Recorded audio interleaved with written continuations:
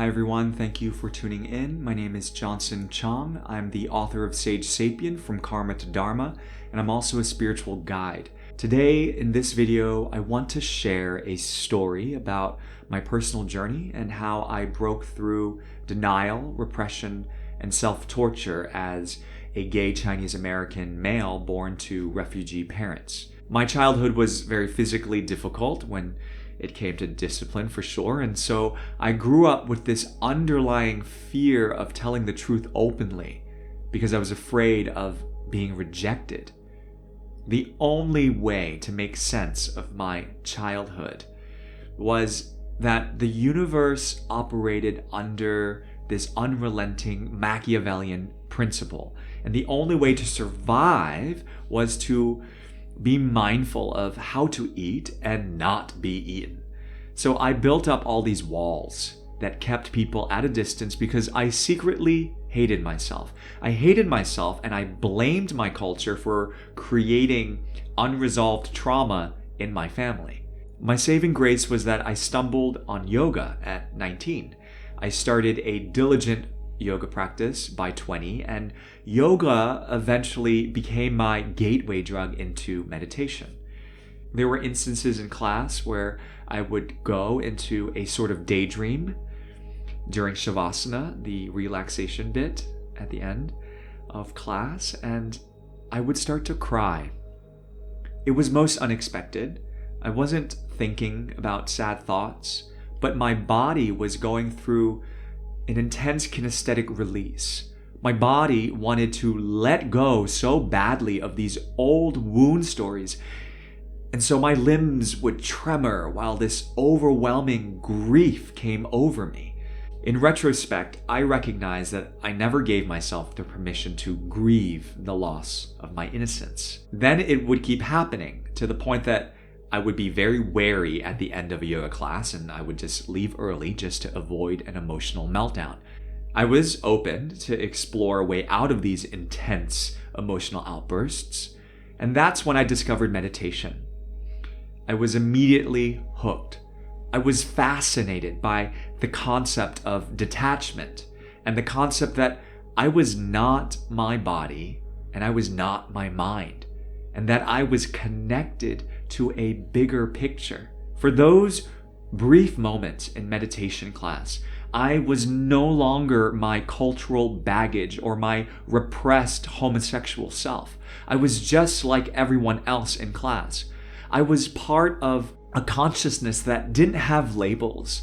I didn't have to identify anymore with identity, which was the bane of my entire existence up until that point in life. So when we can collect ourselves and focus on our breath through meditation, we actually experience a spike in self-awareness. And awareness is the key ingredient that avalanches into changing unhealthy behaviors and optimizing our mental and emotional health. As I learned to separate from my stories of rejection and fear and the layers and layers of conditioned patterns of destructive behavior unraveled, I inevitably was brought face to face with a very surprising truth. Somehow, the program of denial was not quite uprooted from my system.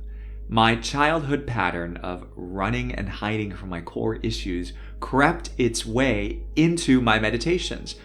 I caught myself using meditation as a coping mechanism to escape feeling myself fully. I was not yet able to embrace my pain. As a spiritual teacher, Ron Rathbun says, true detachment isn't a separation from life, but the absolute freedom within your mind to explore living. Now that was hard to get. It was really hard.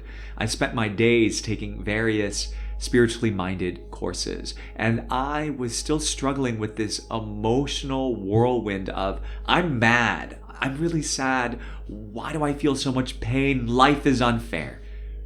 I would still experience massive bouts of emotion pouring out from me. And I thought to myself, how much more do I need to feel until I get it? My most cathartic moment was during a ritual I had to perform, given to me by a spiritual teacher in India.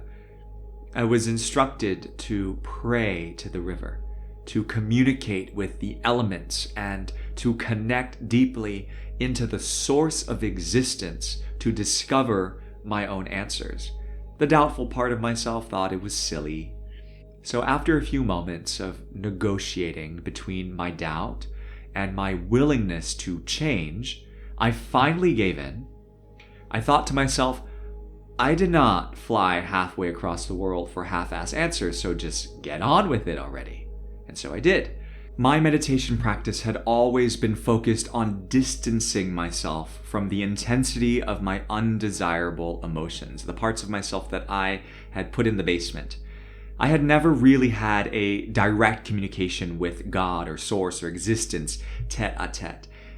And I had an inkling that this is what the assignment was actually about. So I found a solid patch of sand and I sat neck deep in the cold Himalayan ice water. It took a few minutes to get over the initial shock of how cold the water was, and through deep yogic breathing and some mantra chanting, I centered my mind on the task at hand.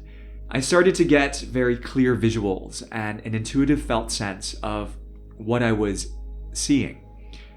Eyes closed, I felt like I was soaring through the universe, riding on comets and stars. I zoomed out. I zoomed way, way out, and I got a glimpse of the big picture. I understood in that moment that I was not meant to run or hide from the pain that I was trying to conceal. I needed to embrace the pain, all of it. I stepped into the shoes of my father and into the shoes of my mother and experienced head-on all the pain from the violence, from the persecution that they faced during their time growing up in communist China. And it was as if this intelligence of my body dethroned the authority of my mind and sent me into the biggest emotional release of my life. And I yelled with all of my might into the sky, all of my rage, all of my grief, all of my hopelessness and desperation that I have ever felt in my life. There was no censorship, and at this point I didn't care who was looking, who was around me. There was only pure, raw feelings as I punched and I kicked the water. The process of fully exploding was so liberating. I had never given myself permission to do that. And in that massive moment of letting it all out, after 15 or 20 minutes of exhaustingly wrestling the frosty water, this deep silence overtook me.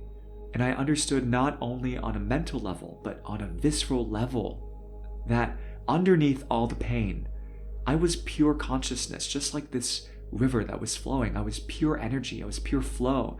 And as I was connected to what the yogis call the Atman, or the pure soul essence, I felt the cords of attachment to who I thought I was loosen their hold on me.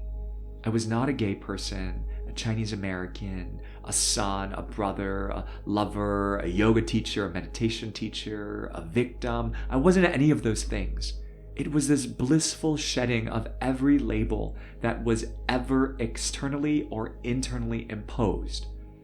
My mind was the quietest it had ever been, and my heart felt so open to the possibilities of choice. I felt this overwhelming sense of power creep back into my body, like I was reminded that I was the author of my life. I knew that from that moment on, however I chose to express my truth, so long as it was responsible and earnest and honest, it was not my job to care about what anyone else thought.